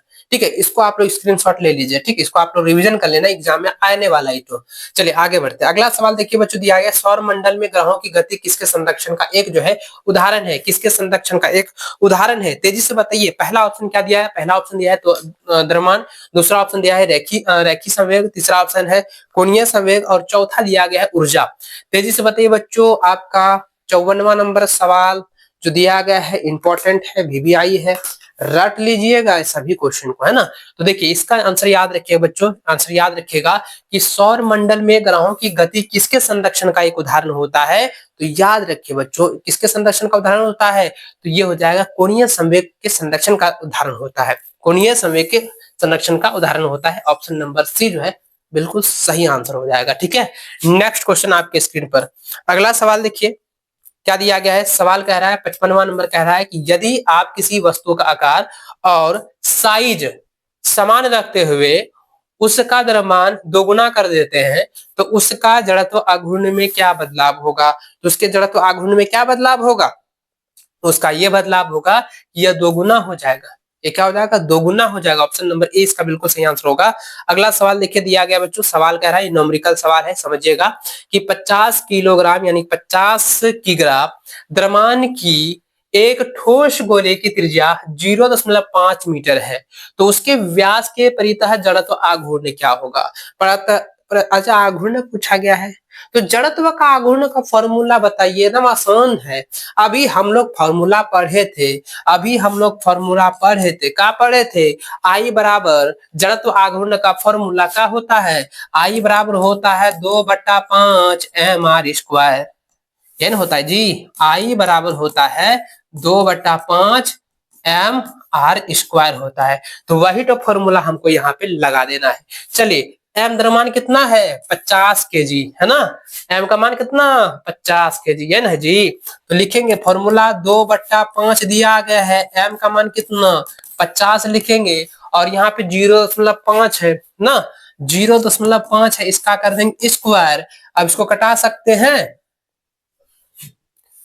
इसको हम कटा सकते हैं कि नहीं कटा सकते हैं? 5 दही 50, 5 दूनी देखिए 10 दूनी कितना? 20 हो जाएगा। गुना लिखेंगे, इसको करेंगे 25 कितना हो गया? 25 25, यह ना होता है 25 25 लिखेंगे, कितना होगा बताइए? इसको करेंगे 25 25 यानी कितना हो जाएगा? इसको अगर हम गुना करते हैं 25 दूनी 50 है, 0 ये हो जाएगा 2.5 हो गया, है ना। 2 इसका अच्छा यहाँ पे करेंगे भैया 25 हो जाएगा, 10.25 होगा। अब इसको गुना करेंगे 20 गुना 25 तो हो जाएगा 500, है ना। मतलब ये हो जाएगा कितना? 500, इसको 2 से 500 होगा, 0 हटेगा तो कितना हो जाएगा? ये निकलेगा 5 किलोग्राम वर्ग मीटर होगा। यही ऑप्शन नंबर देखिए बी है। ऑप्शन नंबर 20 का बिल्कुल सही आंसर होगा। ठीक है, ऑप्शन नंबर 20 का बिल्कुल सही आंसर होगा ये वाला। चलिए नेक्स्ट क्वेश्चन देखिए बच्चों, दिया गया सवाल कह रहा है कि बल आघूर्ण का मात्रक क्या होता है? तो बल आघूर्ण का मात्रक बताइए, आसान है। बल आघूर्ण का मात्रक क्या होता है? तो बल आघूर्ण का मात्रक होता है बच्चों न्यूटन मीटर होता है। ऑप्शन नंबर जो है बी इसका बिल्कुल सही व सटीक आंसर हो जाएगा। क्लियर है बच्चों? चलिए नेक्स्ट क्वेश्चन देखिए, 58 नंबर देखिए क्या दिया गया है।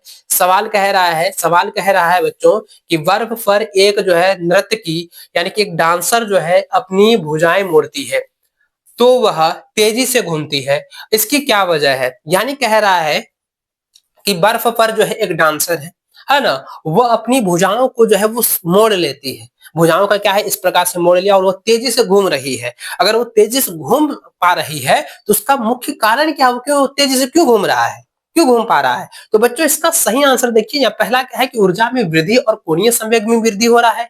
कहता है स्केटस के पर जो है घूर्णन की कमी हो रहा है, अचर कोणीय संवेग और जो है गतिज ऊर्जा में वृद्धि हो रही है, या ऊर्जा में वृद्धि और कोणीय संवेग में कमी हो रही है।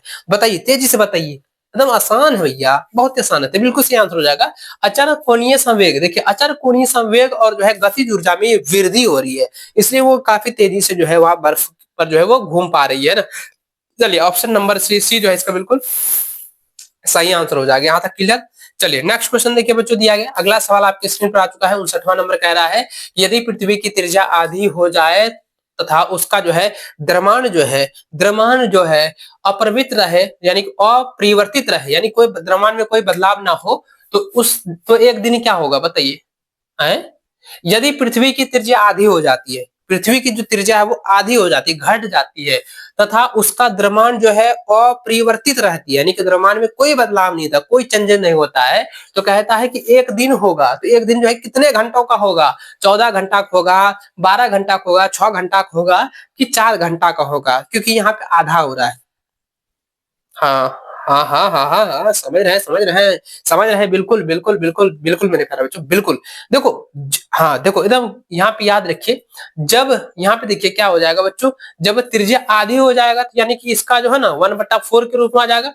तो यहाँ पे क्या हो जाएगा, 24 घंटा का जो है दिन रात होता है मिला के, है ना, एक दिन होता है 24 घंटा का, तो 6 × 4 = 24 यानी कि 6 घंटा के रूप में हो जाएगा। ऑप्शन नंबर जो है सी बिल्कुल राइट आंसर होगा। लॉजिक है, थोड़ा समझना है, अगर इसको विस्तार से समझाना बैठ जाए तो भैया ये तो वीडियो सेशन काफी लंबा चल जाएगा, है ना। चलिए आगे बढ़ते हैं। अगला सवाल देखिए बच्चों, दिया गया क्वेश्चन कह रहा है कि द्रव्यमान के अंदर का वेग अचल रहता है यदि जो है निकाय पर कार्य करने वाला बाह्य बल हो। निकाय पर कार्य करने वाला बाह्य बल पूछा गया है। बहुत ही आसान, बहुत ही आसान सवाल है, इसका आंसर हो जाएगा शून्य होता है। ऑप्शन नंबर बी बिल्कुल सही आंसर होगा। अगला सवाल देखिए बच्चों, अगला सवाल आपके स्क्रीन पर आ चुका है। देखिए अगला सवाल आपके स्क्रीन पर आ चुका है। सवाल कह रहा है, कहता है कि कोणीय वेग सदिश की दिशा की ओर होती है। कोणीय वेग सदिश की दिशा किस ओर होती है? तो किस ओर होती है बच्चों, याद रखिएगा, घूर्णन की धुरी की ओर होती है। ऑप्शन नंबर बी जो है बिल्कुल सही आंसर होगा। अगला सवाल आपके स्क्रीन पर आ चुका है। 62वां नंबर सवाल कह रहा है, अरे भैया ये गुणन वाला है, गुणन वाला है, एकदम गुणन वाला है ना, गुणन वाला है ना जी, तब एकदम गुणन वाला है। ये तो देखो एक चीज यहाँ पे देखो समझना, ये जो वेलोसिटी जो दिया गया है वेक्टर निकालने के लिए, ये मैथ का है ना, मैथ का भी सवाल है, और मैथ फिजिक्स और मैथ तो बड़े लगभग दोनों समान ही होता है। तो यहाँ पे सवाल का कह रहा है, सवाल यहाँ पे, अरे बताओ, सवाल कह रहा है कि एक बिंदु का कोणीय वेग दिया गया है, ठीक है, और घूम रहा है, ये कोणीय वेग जो है वो इस गति से जो है घूम रहा है। फिर कह रहा है कि स्थितिज गति जो होता है, स्थिति मतलब स्थितिज सदिश में क्या है कि ये दिया गया है वाले बिंदु का रैखिक वेग क्या होगा। तो भैया इसका क्या करेंगे, इसका जो है ना वेक्टर निकाल देना है, वेक्टर जो है इसका निकाल देना है ना, एकदम आराम से निकाल सकते हैं। देखो कैसे निकालेंगे, सबसे पहले बच्चों फॉर्मूला को आप समझिए ना, फॉर्मूला को समझिएगा। इंटू क्या होता है, इंटू होता है बच्चों आर, ये सदिश में है, सबको भाई लिख देंगे। इसको आपको ये करना है भैया, इसको ये करना है कि वी वेक्टर का अगर जब निकालते हैं तो यहाँ पे देखिएगा इसका जो है वेक्टर के रूप में व्यवस्थित कर दीजिए, है ना, व्यवस्थित कर दीजिए। आई जो है फिर जे हो जाएगा, उसके बाद आर हो जाएगा। तो यहाँ पे यह है, इसको लिखिए, 3 है, 4 है और के है, ये कितना दिया गया है, 5 है, 6 है और ये 6 दिया गया है ना। देखिए ये माइनस में ना, अच्छा ये माइनस में है तो यहाँ माइनस लिखेंगे, माइनस लिखेंगे, ठीक है, और के का मान तो के रहने दीजिए। तो अब इसको हम क्या करेंगे बच्चों, यहाँ पे सिर्फ जो है मान बैठाते जाना है। तो यहाँ पे वी वेक्टर का लिखेंगे, वी वेक्टर का, तो ये आई का है ना, पहले आई का लिखेंगे, आई कैप का।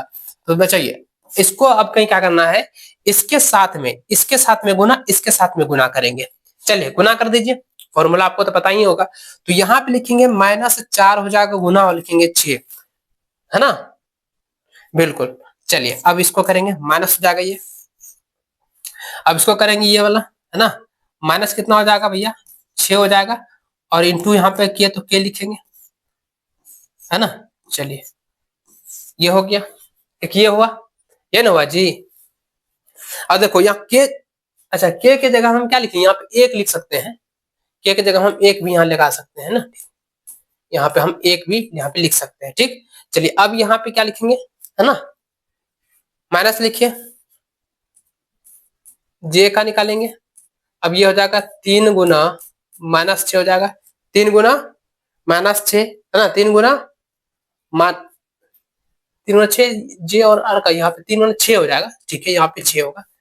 थोड़ा सा हम यहाँ पे कंफ्यूज हो रहे हैं, लेकिन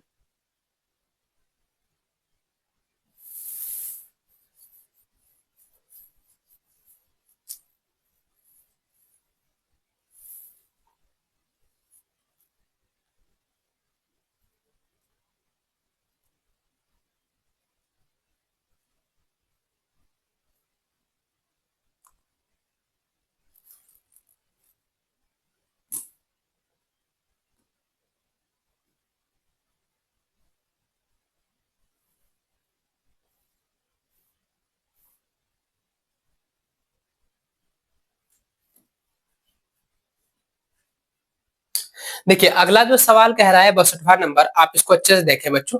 यहाँ पे सवाल ये कह रहा है, क्वेश्चन कह रहा है कि a body is rotation with, अरे भैया वेलोसिटी यहाँ पे दिया गया है, कहता है कोणीय वेग जो दी गई है से घूम रहा स्थिति मतलब स्थिति सदिश में ये दिया गया है, मान दी गई है, वाले बिंदु का जो है रैखिक वेग क्या होगा। तो देखिए इसका ना फॉर्मूला आपको याद रखना है।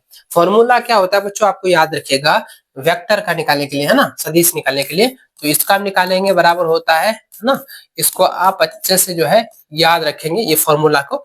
और इसका इसी प्रकार से अगर दिया जाता है ना जी, दिया जाता है तो इसी का जो है आपको क्या करना है, वेक्टर निकाल देना है। तो आई हो जाएगा, ये जे हो जाएगा और के हो जाएगा, 3 को दिया गया है, 3 को ना दिया गया है, लिखेंगे बच्चों यहाँ पे क्या हो जाएगा, पहले हो जाएगा 3 हो जाएगा, माइनस 4 हो जाएगा, और यहाँ पे के का मान 1 लिखेंगे, और ये हो जाएगा कितना हो जाएगा 5 माइनस 6, और ये कितना हो जाएगा यहाँ 6 हो जाएगा। तो सिर्फ आपको जो है इसका वेक्टर निकाल देना है, ठीक है। आप लोगों को भली बात ही पता है, आप विद्यार्थी जो है स्वयं जो है आप इसको बना करके आप मुझे व्हाट्सएप कर देंगे, है ना, व्हाट्सएप जो आप लोग कर दीजिएगा, ठीक है। चलिए व्हाट्सएप में आप इसको बना करके भेजिएगा। चलिए नेक्स्ट क्वेश्चन, ये आप सभी के लिए HW रहा। अगला सवाल देखिए बच्चों, दिया गया कि द्रव्यमान m और त्रिज्या r के एक खोखले बेलन का उसके अक्ष के परिता जो है जड़त्व आघूर्ण क्या होगा, जड़त्व आघूर्ण जो है क्या होगा। पहला ऑप्शन दिया गया है mr² होता है, दूसरा ऑप्शन है 1/2 mr² होता है, तीसरा यहाँ पे दिया गया बच्चों, तीसरा कह रहा है कि 2mr² है, और चौथा दिया गया है वो 2/3 mr² होता है। ये फॉर्मूला हमने अभी आपको बताया, इसी सेशन में हम आपको शुरुआत में ही बताए हैं, ये फॉर्मूला पूछा गया है। तो बच्चों यहाँ पे सवाल ये कह रहा है, सवाल ये कह रहा है कि द्रव्यमान m और जो है त्रिज्या r के एक खोखले गोले का बेलन है और उसके अक्ष के परिता जड़त्व आघूर्ण क्या होगा। तो इसका सही आंसर क्या होगा, इसका सही आंसर हो जाएगा बच्चों mr² हो जाएगा, ऑप्शन नंबर ए इसका बिल्कुल सही आंसर होगा, ठीक है। चलिए नेक्स्ट क्वेश्चन देखिए। अगला सवाल आपके स्क्रीन पर आ चुका है कि द्रव्यमान m और त्रिज्या r के एक ठोस बेलन के उसके अक्ष के परिता जड़त्व आघूर्ण क्या होगा। ये भी फॉर्मूला है, ये भी बच्चों फॉर्मूला पूछा गया है। तो इसका सही आंसर क्या हो जाएगा, याद 1/2 mr² हो जाएगा, ऑप्शन नंबर बी।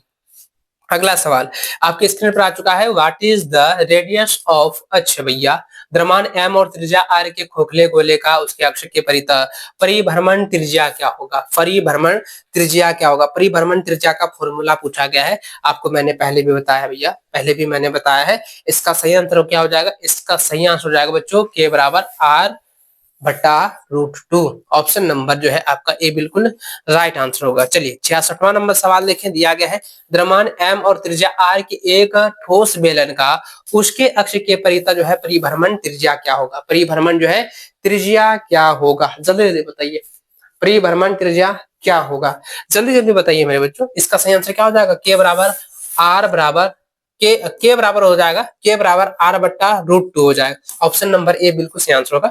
चलिए अगला सवाल आपके स्क्रीन पर देखिए, ये सवाल अच्छा, और भाई न्यूमेरिकल है, सवाल कह रहा है कि व्यास के परितः एक पतली वृत्ताकार वलय की जड़त्व आघूर्ण की गणना करें। यदि केंद्र से गुजरने वाले और इसके तल के लंबवत अक्ष के परितः इसकी जड़त्व आघूर्ण जो है 24 किलोग्राम वर्ग मीटर है ना, ये दी गई है। एक पतली वृत्ताकार वलय का जड़त्व आघूर्ण की गणना करें। जड़त्व आघूर्ण की गणना करना है, जड़त्व आघूर्ण की गणना करना है। तो बच्चों यहाँ पे इसका आंसर डायरेक्ट पता है कितना आएगा, 12 केजी वर्ग मीटर होगा। अब कैसे, देखो कैसे। अब यहाँ पे बच्चों आपको याद रखना है, अब आपको जो है यहाँ पे याद रखना है। याद क्या रखना है बताओ, याद क्या रखना है? आए देखो भैया, यहाँ पे 2 डायमीटर दिया गया है ना, 2 डायमीटर है। देखो अच्छे से आप समझिएगा तुल्य के बारे में। हाँ हाँ हाँ, वही चीज बोल रहे हैं भैया। चलिए अब इसको निकालेंगे। डायमीटर एक पहला है, प्लस हो जाएगा यहाँ पे, प्लस प्लस होगा, और दूसरा आई डायमीटर, डायमीटर हो जाएगा। चलिए अब इसको निकालेंगे बच्चों, यहाँ पे 2 गुना, अच्छा डायमीटर इन होगा जी। चलिए यही हो जाएगा। तो इसको हम लिख सकते हैं, इसको हम लिख सकते हैं कि आई डायमीटर का हम यहाँ शॉर्ट में लिख देते हैं, ठीक है। बराबर लिखेंगे, ये गुना इधर आके क्या हो जाएगा, भाग बनेगा, है ना। तो यहाँ पे हम इसको करेंगे, 2 किधर करेंगे तो बट्टा हो जाएगा 2। चलिए आई का मान जो है ना रख दीजिए, आई का मान कितना है, देखिए जड़त्व आघूर्ण का जो मान दिया गया है बच्चों कितना, 24 किलो, है ना, 24 केजी। तो यहाँ पे 24/2 लिखेंगे, कितना हो जाएगा, 12 केजी, 12 के जो 12 के किलोग्राम वर्ग मीटर हो जाएगा। तो ऑप्शन नंबर दी कहाँ पे, ऑप्शन नंबर आपका ए बिल्कुल सही आंसर हो जाएगा, ठीक है, एकदम आसान है भैया। चलिए आगे बढ़ते हैं। अगला सवाल बच्चों दिया गया कि किसी कण के रेखीय वेग भी और कोणीय वेग जो दी गई है कि बीच के निम्नलिखित में से कौन सा सही संबंध है, फॉर्मूला पूछा गया। अभी जस्ट हम फॉर्मूला बताए हैं, अभी हम जस्ट फॉर्मूला बताए हैं बच्चों। इसका सही आंसर क्या होता है, इसका सही आंसर ऑप्शन नंबर बी हो जाएगा। ऑप्शन नंबर 20 का बिल्कुल सही आंसर हो जाएगा, ठीक है। चलिए नेक्स्ट क्वेश्चन देखिए, 59वां नंबर सवाल देखिए, कहता है कि द्रव्यमान m और त्रिज्या r का एक ठोस बेलन अपनी धुरी के चारों ओर कोणीय वेग से घूम रहा है। इसका जो है घूर्णन गति क्या होगा, फॉर्मूला है भैया। को क्या होता है, 1/4 हो जाएगा भैया, 1/4 mr², 1/4 mr²। ये W नहीं है, ये W नहीं है, आप W बोल रहे हैं, W नहीं है जी। हाँ क्या लिखे हो, बिल्कुल हाँ यही बोला जाता है। आप W बोले, W नहीं होता है, ठीक है। चलिए आगे बढ़ते हैं, अगला सवाल देखिए बच्चों। अरे भैया जो बच्चा अगर है, देखो नहीं समझ में आ रहा है भैया कमेंट कर देना, और जो भी है ना पूछ लेना। चलिए अब ये लास्ट क्वेश्चन है ना, ये लास्ट क्वेश्चन देखिए क्या कह रहा है। कहता है कि द्रव्यमान m और त्रिज्या r का एक जो है खोखला बेलन की धुरी के चारों ओर कोणीय वेग से घूम रहा है। इसका घूर्णन गतिज क्या होगा, बताइए घूर्णन गतिज क्या होगा, जल्दी से बताइए घूर्णन गतिज क्या होगा। घूर्णन गतिज क्या होगा भैया, फॉर्मूला है यहाँ देखो, 1/2 mr²। हाँ वही है। चलिए ऑप्शन नंबर ए इसका बिल्कुल सही आंसर होगा, इसको आप लोग टिक करें, याद रखिएगा। अगला सवाल आपके स्क्रीन पर आ चुका है बच्चों, यदि पृथ्वी के धुरी पर बर्फ पिघलकर जो है भूमध्य क्षेत्र में आ जाए तो दिन की अवधि क्या हो जाएगी। तो अगर बच्चों यहाँ पे क्या है कि पृथ्वी की ध्रुव में, है ना, पृथ्वी का जो ध्रुव है, केंद्र है, उसके ध्रुव की जो बर्फ है वो पिघल पर भूमध्य में आ जाता है, यानी कि भूमि के मध्य में आ जाता है। तो कह रहा है कि तो दिन की जो समय सीमा है वो क्या हो जाएगा, घटेगा, बढ़ेगा, या समान रहेगा, या अनिश्चित हो जाएगा। जल्दी बताइए क्या हो जाएगा, क्या हो जाएगा। अरे भैया जब यह ध्रुव से जो है बर्फ पिघल कर जो है भूमध्य में आ जाएगा तो ये जो है समय अवधि बढ़ेगा ना जी। ऑप्शन नंबर 20 का बिल्कुल सही आंसर होगा, ठीक है। चलिए आगे देखिए, चलिए ये आगे तो इधर तो उतना सवाल वो इंपॉर्टेंट नहीं है, उसको छोड़िए। और ये इस क्वेश्चन में मैंने इस चैप्टर का जितना भी क्वेश्चन मैंने बताया बच्चों, इस चैप्टर का मैंने जितना भी क्वेश्चन आप लोगों को बताया है, वे सारे क्वेश्चन आपके लिए बहुत ज्यादा इंपॉर्टेंट है, बहुत ज्यादा जो है वीवीआई है। इसको तैयार कर लीजिएगा। और जो भी बच्चों अगर कोई भी कंफ्यूजन होता है, कंफ्यूजन दूर करने के लिए बच्चों व्हाट्सएप पर मैसेज कर देना, आप लोगों को बता दिया जाएगा, ठीक है। तो चलिए बच्चों आज की क्लास आप सभी के लिए कैसा रहा नीचे आप लोग कमेंट करके बताइएगा, और जो भी दिक्कतें हैं नीचे आप लोग बताना कमेंट में, और नहीं तो व्हाट्सएप में मैसेज कर देना। मिलते हैं नेक्स्ट वीडियो में, तब तक जय हिंद, वंदे मातरम।